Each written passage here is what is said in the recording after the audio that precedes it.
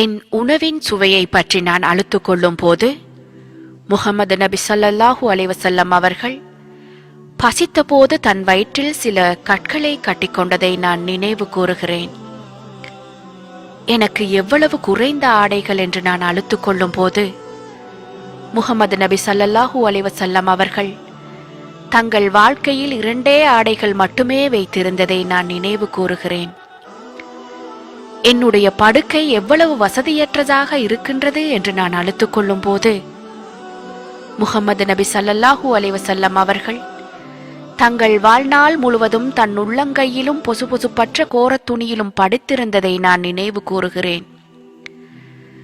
மற்றவர்களுக்கு பகிர்ந்து கொடுக்க எனக்கு மனம் வராத போது முஹம்மது நபி ஸல்லல்லாஹு அலைஹி வஸல்லம் அவர்கள் தங்களிடமுள்ள அனைத்தையும் மற்றவர்களுக்கென கொடுத்துவிட்டு தனக்கென எதையும் வைத்துக் கொள்ளாமல் இருந்ததை நான் நினைவு கூறுகிறேன்.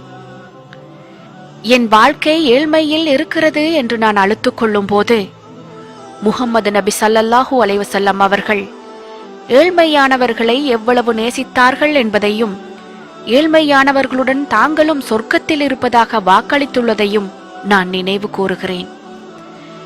என்னை புண்படுத்தியவர்களை நினைத்து நான் வருத்தப்படும் போது முஹம்மது நபி ஸல்லல்லாஹு அலைஹி வஸல்லம் அவர்கள் தங்களை புண்படுத்தியவர்கள் மீதும் கருணையை காட்டியதை நான் நினைவு கூறுகிறேன். என்னை வெறுப்பவர்களை நான் நினைவு கூறும் போது முஹம்மது நபி ஸல்லல்லாஹு அலைஹி வஸல்லம் அவர்கள் தங்களை அவமானப்படுத்தியவர்களுக்காகவும் பிரார்த்தித்ததை நான் நினைவு கூறுகிறேன்.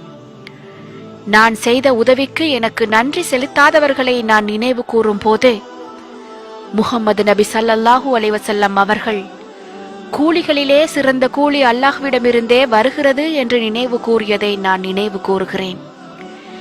என்னை யாரும் நேசிக்காத போது 1000 வருடங்களுக்கு முன்பே என்னை நேசித்த முஹம்மது நபி ஸல்லல்லாஹு அலைஹி வஸல்லம் அவர்கள் எனக்கு இருப்பதை நான் நினைவு கூறுகிறேன்.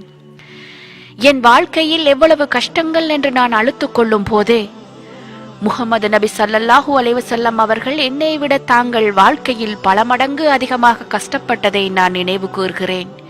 அது என்னை வலுப்படுத்துகிறது. முஹம்மது நபி ஸல்லல்லாஹு அலைஹி வஸல்லம் அவர்களை விட நம் வாழ்க்கையில் ஒரு சிறந்த எடுத்துக்காட்டு வழிகாட்டி இருக்க முடியாது.